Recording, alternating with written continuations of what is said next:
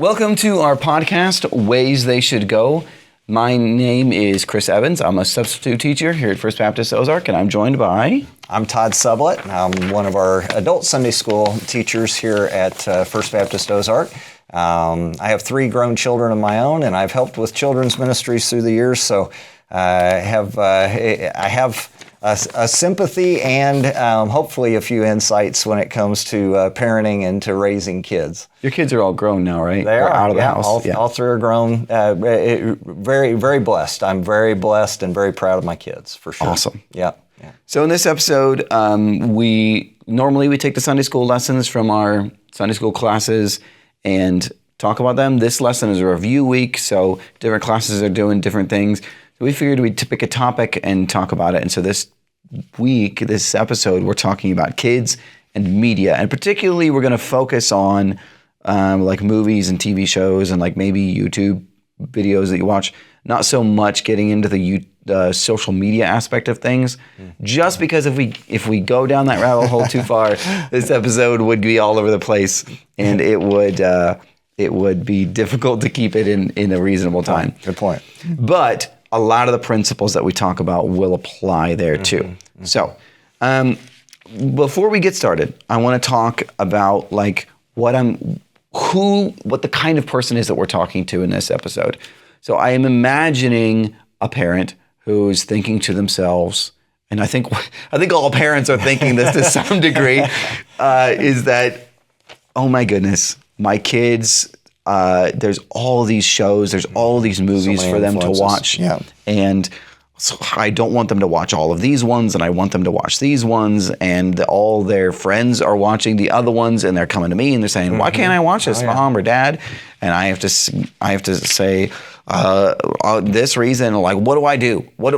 How do I decide what to let them watch, what not to let them watch? Like, how do I make control, like all the worries that you might have? That's the kind of parent that I'm talking to. Yeah. And if you're sitting out there thinking, I don't need to listen to that, I've got that under control, then you probably don't need to listen to this episode. But I don't think that there's any parents who aren't thinking that right now. I was going to say, I don't know. I think even if you think you have it under control, your kids are still going to grow older day by day, year by year, and you're going to have different challenges every day. Yeah. A kid that it was easy at the beginning, they may hit 14 or 15 years old, or they may develop some new friendships or relationships, and all of a sudden there's things that change or new things to pay attention to as a parent. Yeah. So this is a big topic, and it's scary. Yeah, exactly. I think it can be, and so we just want to talk about it.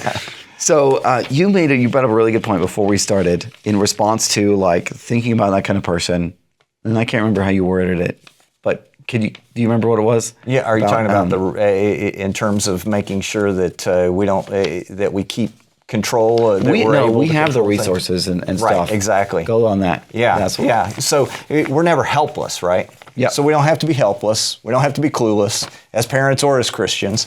We have God's Word. We have godly relationships, hopefully, friendships and fellowships. And there's a lot of good resources out there in terms of helping to guide us. I mean, personally, I'm a big fan of Plugged In Online. Absolutely. I really like their reviews. I think they do a great job. They're from a good organization, Focus on the Family. So there's a lot of helpful things there on the positive side, too. In fact, one of the episodes we just recorded a little while ago, when we talk about sometimes there have to be punishments, or there have to be disciplines, or there have to be what the kids might think of in terms of negative boundaries, or negative or reinforcement for those boundaries that sometimes have to take the form of punishment. And we have that too. As parents, most all of the access that our kids get to media, we have to somehow provide the resources for. So, I don't know how many homes in Ozark, Missouri, or other places there are without internet, but I would bet there's not very many. Yeah. But we have the resources to shut down those internet connections, or to filter, and there's all sorts of things that we can do for those phones or tablets or screens, whatever they're watching or consuming. If a kid has a phone and they're making mistakes from what they're watching, or even the time that they're spending on it, we can limit that time. And in some cases, we may have to take that phone away. In fact, in today's world, it's probably not a good idea. I would say it's worse. It's worse than a bad idea to not have filters on those devices. Absolutely. We should definitely have filters. We should definitely limit access in terms of where they're able to use those devices. When you talked earlier when we were talking personally about having it be public, making sure that when a kid is using a device, that there's oversight.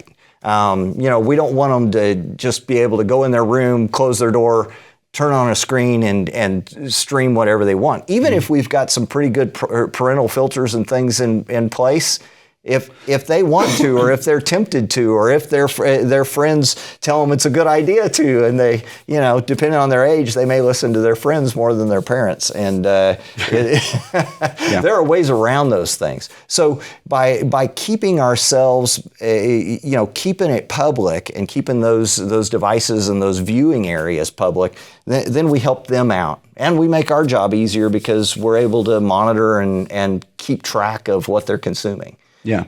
So I want to talk about that for a minute and expand it, because I recently was debating on a decision and relates to this, and I was thinking about this. We should set up our environment for success in this way. I don't want my home to be a place where, as a family, we are each on our own screens. I would rather us be forced into a situation where if you want to watch something, a movie or a show or something, you have to do it on the TV.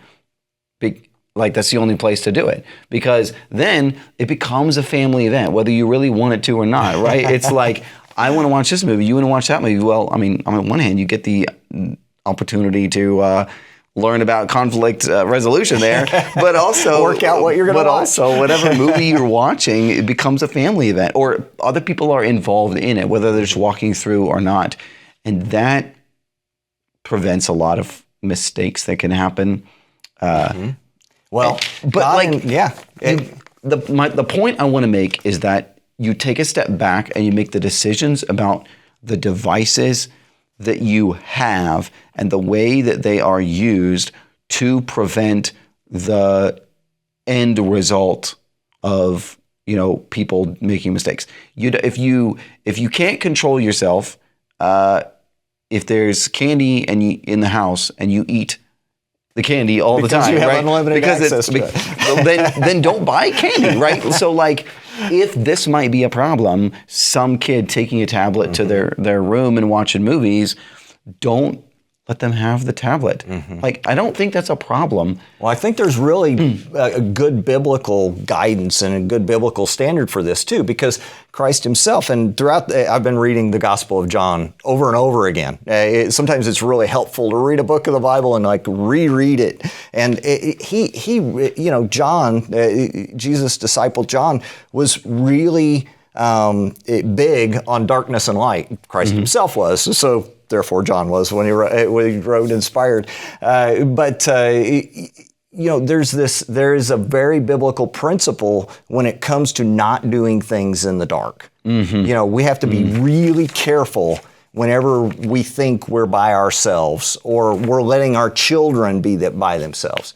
And as parents, that's one of the things that we can help control, is that we can, they talk about helicopter parents. We don't want to just consistently hover over them. But on the other hand, we're always involved. We should be part of each other's world. We're not hovering because we don't have anything better to do, or because we think that we have to protect them from every aspect of their environment. But there are aspects of their environment we definitely do need to protect them for, and we can't do that if we're not aware of them.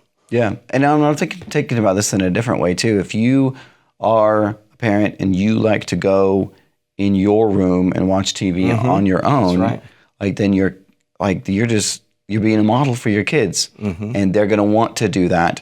And so just don't do that. I don't know. I don't don't put a TV in your room. I have a friend, and he put a TV in his room, and he's like, man, it was a terrible decision. I regret it. I want to get rid of it. Don't do it. Don't put a TV in a kid's room. Don't try to avoid, as parents, spending a bunch of time on your phone in your room.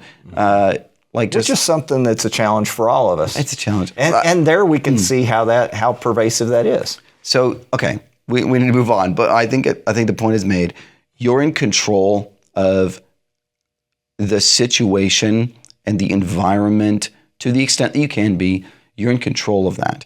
And so take a step back and evaluate that, all aspects of it, to set yourself and your kids and your family up for success. And being set up for success. Doing things as much as possible in the light. And I do want to take an aside, because a lot of that is preventative. Prevents mistakes being made. I think there's two other aspects to this. One is that there are parents in situations that you can't control. Maybe there are some parents who, maybe you share a kid and the kid goes somewhere else. Yeah. You can't control that other parent. Or I can imagine, a bunch of other scenarios where there's times where you're not in control of your kid, and you can't control the environment that they're in. The best you can do in that scenario is just controlling the environment that you can and doing the best that you can. Right. And there's that. And then on the other side of things, kids, and I can speak from experience in this, once they get a taste of something, sometimes and oftentimes they will desire to figure out ways around any barriers that you have in order to do the thing that they want. And so we need to be alert for that.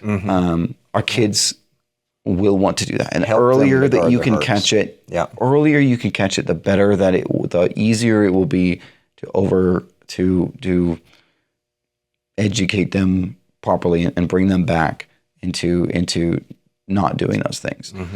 So, and sometimes that takes some extra time too, especially if as a parent or a kid has gone astray, or they've gone further than you realize before you've had a chance to reel them in. Be ready to put in the extra time and work to rebuild that relationship, to get to the point where they're going to respect your boundaries, even though they may have to be, they may seem more firm than that kid would have liked, because they've already taken this wrong path. So we have to be prepared for that it is going to take some extra effort. I have some friends, and they were in a difficult situation with their kid, and there were lots of problems. The kid was with a different parent for a while, on a regular, and they couldn't control that, and that parent wasn't doing anything to help the kid be successful in this way. They didn't care. But I saw the impact on that kid, that they controlled their side of the environment as much as they could. Now, they didn't go entirely authoritarian and just like take away all the devices entirely, right? But they did exert as much control as they could, and that made an impact on the kids over time.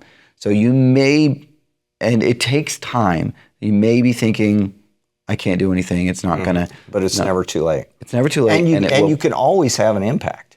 You will. This is one of the things that I forgot to mention to you earlier when we were talking offline. Was I have an example? The thing that you forgot. I have an example from Awana. So years ago, our church in Hannibal, Missouri, we did a Awana program for 15 or 20 years, and it was great. I mean, it was teaching kids Bible study and scripture memorization. But one of the things that, especially churches that do Wednesday night programs, like ours does here at First Baptist Ozark and other churches, a lot of those kids that you reach are going to come from homes where the parents aren't very involved. In some cases, not involved at all.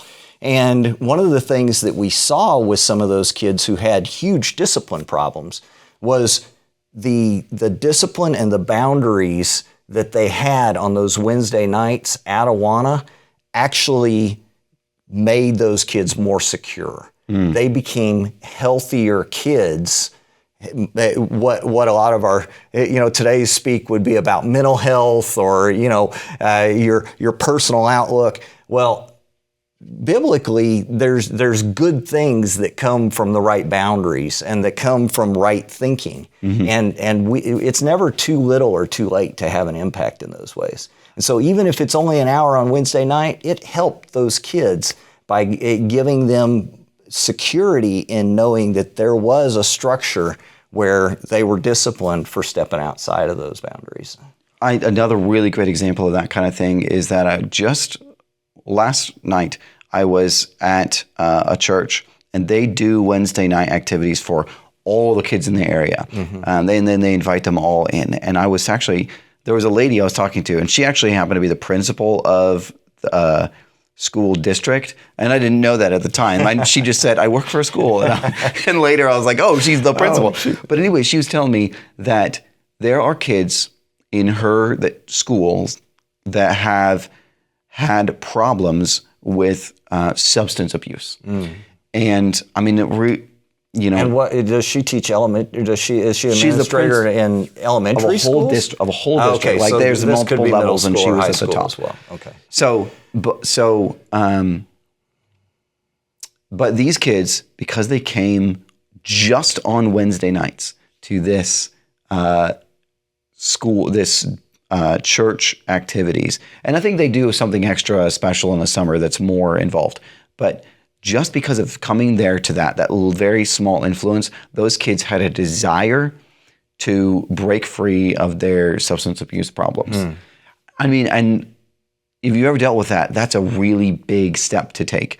And she didn't mention whether they had success, but I imagine that there was at least some.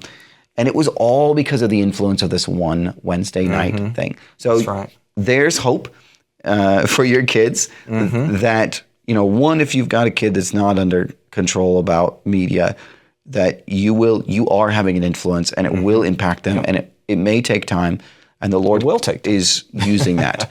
But secondly, if you've got a kid and you've done well so far, right, and they haven't watched a bunch of movies you don't want them to watch or whatever, right, you are having an impact on them, and you're doing it successfully so far, and that's meaningful. And you don't need to be, like we talked at the beginning, you don't need to be helpless. You're not helpless. That's right. There is hope, and it comes when we do the right thing, is that we are doing it. If you're listening to this podcast and you're still listening, it's probably because you care and you want to do the right thing. And I don't want to just say what you're doing is enough. You don't need to get any better. You don't need to keep learning and trying. You do. But there's hope and there's confidence in that. Keep working. It's worth it. Yeah. And never give up on the tools and the roles that God has given you and put you in. Yeah. As parents, we have the ability and the responsibility to guide and discipline our children. And so we never want to give up on that. Even if we've made mistakes in the past, or even if we have a kid, I was telling you earlier, Dr. James Dobson, who's now passed on. He passed away just, I think, earlier this year, was president of Focus on the Family. Wrote a lot of books, and one of them was The Strong-Willed Child. And so there are children out there that have particularly strong temperaments. They're going to push against those boundaries, or they're going to push hard no matter what we put in place. And especially with kids who are more challenging, many times those become with each kid, there's a set of challenges and a set of responsibilities and a set of blessings. And a lot of times the kids that we have the most trouble with, or maybe even the most conflicts with, are the very same kids that are a huge blessing to ourselves and others. Absolutely. I think we should. There's a lot in Scripture, some examples. So they, in no biblical time did they have TV shows or movies to watch, but it's no different to say that the world we live in is against us and wants to corrupt us. The Satan is getting in control of this world. God is in control of that on top, but this world is our enemy, and it is our kids' enemy, and it is desiring to seek after our kids. And it was no different for those, in that sense, for those in biblical times. Right. And we have examples of people who lived in those environments and still had success in following God. I think of, we've been talking about Joseph in our Sunday school classes the past several weeks, and he is a good example, right? He had some godly foundation with his parents. Up to about age 17, right? Right. So he was sold into slavery. and then he lived in an extremely worldly, ungodly, God-hating environment amongst the Egyptians for like 20 years before he met his father at least 13, because he became second in command to Pharaoh at age 30, right? So about 13 years he was in that culture and pretty much without what we would think of in terms of godly influence. And then it was 9 more years before he met his father again. Yeah. I mean, and even in that time, he's still living amidst all of these idol worshipers, right? And false gods and idols and different ways of, and that's the pagan. Their equivalent, right? Joseph, why don't you come worship at the temple with us? Right, I'm sure that was a problem that he faced. Yeah. But he stayed godly. Yeah, he kept his integrity. And I think a lot of that was because of the foundation, but also because he was constantly depending on God. He was looking to God. Yeah. And we can do that too. And there are other examples. Daniel is a really good example. He also had a biblical foundation, or a scriptural foundation, a godly foundation, before he was taken to Babylon, and stayed true to God there. In fact, became a godly influence even on Nebuchadnezzar. And Darius. And I'm sure, I'm sure on many other people too, right? But also us today. We still have records of that. Paul is another good example. He didn't back down from culture. Oh yeah, one of the greatest sermons ever given was at Athens in the midst of paganism, in the midst of all this ungodliness, or I guess they would have preferred to think of it as a search for godliness or a search for the one true God. But Paul pointed out that they were so open, they were so open-minded that everything, all their ideas just spilled out everywhere. They didn't actually have any real discernment. And that was another thing you've got in your outline that we didn't talk a lot about offline, but I think that discernment thing is very important. And that's one of the things that Paul taught in Athens about the one true God, that we have to recognize and see that there is a difference. But one of the things you have in your outline here is that as we teach our kids and as we set boundaries, it's also important to teach them in ways that are going to allow them to establish those things and build on those things themselves, to apply them. And I think there's a lot of things that are helpful. Like I mentioned, I'm addicted to reading the movie reviews on Plugged In Online and those things, because I really do like to see other godly people, what they think. And I think that's a good model for ourselves and our kids, to be surrounded by godly people. But the other thing is to teach them to ask questions before they watch something or before they're in an environment, even if it's with a bunch of friends where they really want to be part of that, to ask questions about what that's going to involve if they're going to consume that media, and you wouldn't voice it. I just said that in a way that I wouldn't say to my kids. In fact, if my kids are watching this right now, they're going to be going, nerd. But the thing is, we really do need to teach our kids to ask these questions of themselves and to say, okay, is this something that's really honoring God? Is this something that's really going to help me to influence others in the ways that I want to?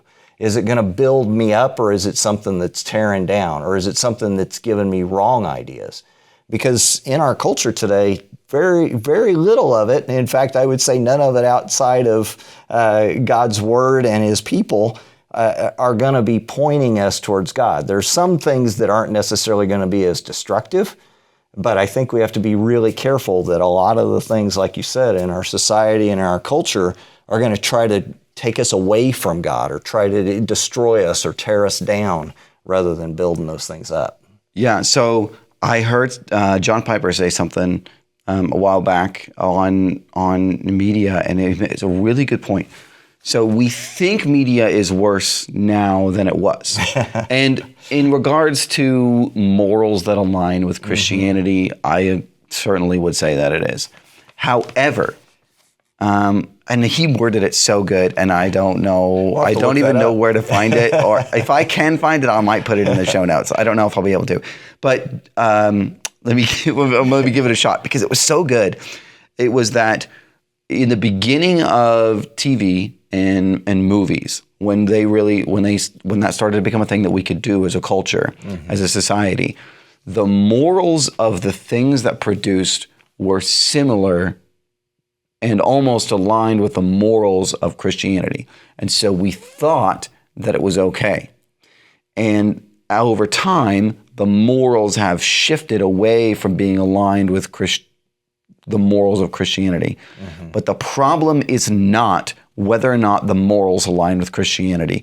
The problem is whether or not it points you to God. If you're watching media that's got great morals, but it's not pointing you to God, and it's not honoring to God, then it's not God honoring material. Now, I mean, I think we need to be discerning about what we watch, and I think it's more okay to watch those that are more aligned with Christian morals than those. You might think of them those as that neutral. Aren't. Yeah. But the point is not what kind of media do you watch. The point is, where is your heart? And in all of this stuff that we've been talking about, this control over our environment and setting rules and teaching our kids and giving them consequences, the goal is not that they would not watch bad media, but that's not the goal in and of itself. That's not the goal. The goal is that their heart would be a heart for God. And in all of our decision making, just as you were talking about, we want our kids to stop and pause and think before they choose to watch something, is this something I should watch? As we're making these decisions about our environment and controlling what our kids watch and establishing, parental controls over those things, we need to stop and analyze in ourselves, why am I doing this? Is it because I honor God? Is it because I am responding in love to his love for me that he demonstrated on the cross, dying for me, redeeming me, and out of my response to that, am I making these decisions out of that love for God? That it's about the heart, and it's about discernment. May your love abound more and more in discernment, so that you may discern what is good and right. I'm paraphrasing the end of Philippians 1, I think. But the discernment is important. Your love grows in knowledge of things, so that you discern what is good and what is right. It's about the heart. It's about our relationship with God. Now, for Christians, I'm definitely not going to disagree with you, obviously. Yes. Well, everything you said is absolutely true. But for non-Christians, I think there's another element to this. And you mentioned the morality, and you mentioned the basis for what's right, or what we should be watching, or what we should be modeling, and what we should be influencing our kids and others to watch. And definitely as Christians, we want it to point to God. We want it to point to Christ. Even on a secular scale, though, God throughout His Word and throughout our world, His grace and His truth is good. It's good on multiple levels, and really the ways that we let media influence us, or the things that we watch, that we put in. I'm a part-time programmer. I'm a controls engineer. So this old, I don't know if anybody, probably some old programmers remember it, but it's all GIGO, garbage in, garbage out. I mean, you're not going to get something out. You're not going to produce better results than what's been put into you or into a person. It's especially true of children, But Yeah. even within our friendships and things, and even with our friendships with non-Christians, obviously we're not going to try to impose our boundaries on them, but if they see that we're different, if they see that there's a difference in us and that there's good things that come out of that, even if they disagree with Christianity, there is still a rationale, there is still a reasonableness that says being constructive is so much better than being destructive. Yeah. And sin is destructive, and so much of popular media is just, it's either a waste or it's worse than a waste, it's destructive. Mm-hmm. And we want to guide our kids away from that, as parents certainly, but also as people, for our own personal integrity and our relationships with other adults. We want to be a light. We want to be guiding them in ways that, and we want to try to be sharing Christ in other lives as well. But at the same time, even when we don't have those opportunities, or even when we're in an environment, we can still be different. We can still be reflecting the light of Christ. And I think a lot of popular culture gives us some unique opportunities for that. Daniel definitely had that. Yeah. I want to end with this episode with some encouragement that goes back to what we talked about at the beginning. You have all the resources and tools that you need to be an influence for God with your children and with yourself and with others in your life. And you can do this, and you don't need to be helpless about it, and you don't need to be anxious about it. God is in control.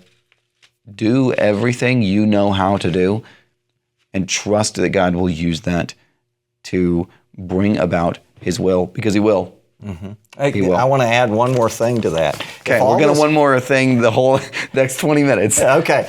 Yeah, thank you. Hopefully not that long. No, it's fine. Please go. Well, if this sounds like a lot of work and a lot of effort and a lot of paying attention, it's because it is. Yep. And it's worth it.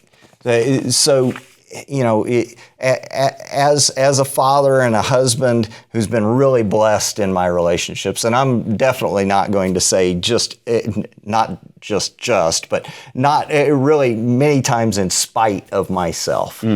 But at the same time, my wife and I tried hard to be good parents and continue to try hard.